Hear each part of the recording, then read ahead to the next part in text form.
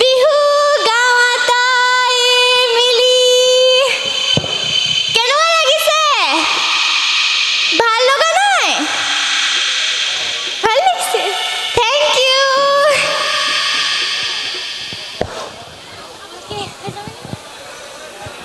এই চেগতে আমাৰ ফ্লৰিনাৰ মাতৃ পিতৃ আছে তেখেতসকলক আমি মঞ্চৰ মাজলৈ আহিবলৈ অনুৰোধ জনাইছোঁ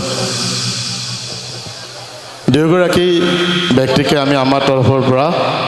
সুকুমাৰ শৰ্মা ডাঙৰীয়া এখন ফুলাম গামোচাৰে সম্ভাষণ জনাইছে আৰু আমাৰ